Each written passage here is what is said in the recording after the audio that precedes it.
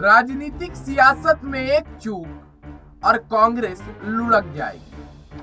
हम ऐसा क्यों कह रहे हैं? इसके पीछे भी कई कारण हैं। दरअसल राजस्थान में सियासी उठापटक के बीच जो है अब ये देखने को मिल रहा है कि अशोक गहलोत के सिपासलार जो है वो अशोक गहलोत की किस तरीके से चमचागिरी कर रहे हैं। 90 विधायकों ने जो है वहां पर इस्तीफे की बात जो है वो कांग्रेस के सामने रख दी। उनका कहना है कि जिसने 2 साल पहले सरकार गिराने की साजिश की उसे आखिर कांग्रेस अपनी कमान कैसे सौंप सकता है? ये सवाल उठ रहा है। ये सवाल राजस्थान की सियासत में काफी ज्यादा गरमाया। अशोक गहलोत ने जो जिस तरीके से अध्यक्ष पद की कमान संभालने के लिए हामी भरी, उसके बाद कांग्रेस ने सोचा कि चलो एक पुराना वादा सचिन पायलट से भी किया गया उसे भी निभा लेते।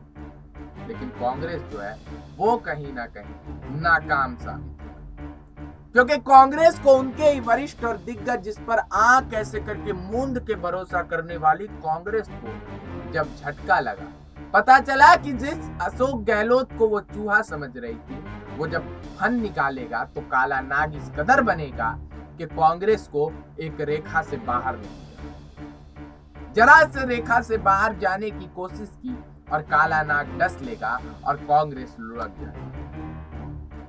कांग्रेस की लुढ़कने की बात हम इस वजह से कह रहे हैं कि ये चीज कांग्रेस के सामने नई नहीं है। इससे पहले भी कांग्रेस ने ये चीजें झेली।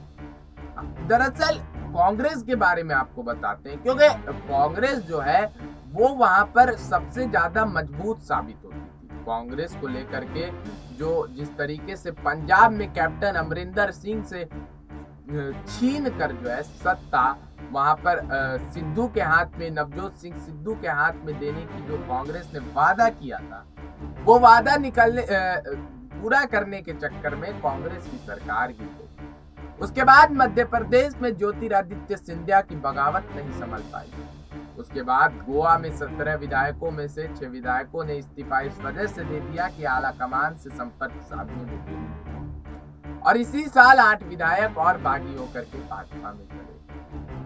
कांग्रेस को भरोसा नहीं था कि उनके ही दिग्गज जो है उनको इस तरीके से धोखा दे। कांग्रेस जिस तरीके से राजस्थान के सिरमौर पर युवा चेहरा बैठाना चाहती है उसमें कहीं ना कहीं अशोक गहलोत एक रोड़ा साबित हो रहा है। अशोक गहलोत को जादूगर कहा जाता है। भले ही सचिन पायलट जो है उनकी लोकप्रियता ज्यादा हो, लेकिन अशोक गहलोत की मर्जी के बिना राजस्थान की सियासत में एक पत्ता तक नहीं। और यही कारण है कि अशोक गहलोत को कांग्रेस की राजनीति में जादूगर भी कहा जाता है। देखिए जादूगर ने कैसा जादू किया है कि सोनिया को ना उगलते बन रहा है और ना ही निगलते बन रहा है। राहुल को तो समझ में नहीं आ रहा है कि क्या किया जाए। भारत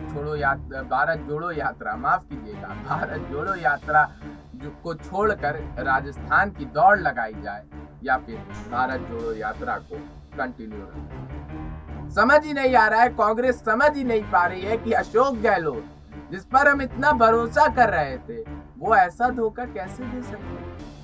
मल्लिकार्जुन खड़गे और अजय माकन को जिस तरीके से अशोक गहलोत ने मीठे शब्दों में फटकार लगाई, कहा कि सुन लीजिए स्थिति नियंत्रण से बाहर है और मेरे हाथ से भी बाहर है। अब आप सोच लीजिए, क्योंकि वो मेरा पक्ष तो नहीं रख रहे हैं, वो तो अपना पक्ष रख रहे हैं कि 2 साल पहले सचिन पायलट ने सरकार गिराने की साजिश की थी, कथित तौर पर। जी हाँ, कथित तौर पर हम कह रहे हैं, क्योंकि ये बातें जो है सामने आई थी कि उन्होंने साजिश की थी, लेकिन असल वो कांग्रेस से नाराज हो गए, इस वजह से उन्होंने इस्तीफा दे दिया। तो कांग्रेस के आगे अब मुश्किलें खड़ी।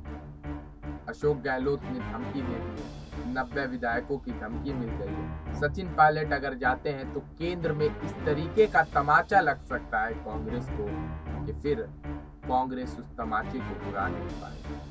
और अगर अशोक गहलोत को नाराज करती है कांग्रेस तो राजस्थान में कांग्रेस की लाश की।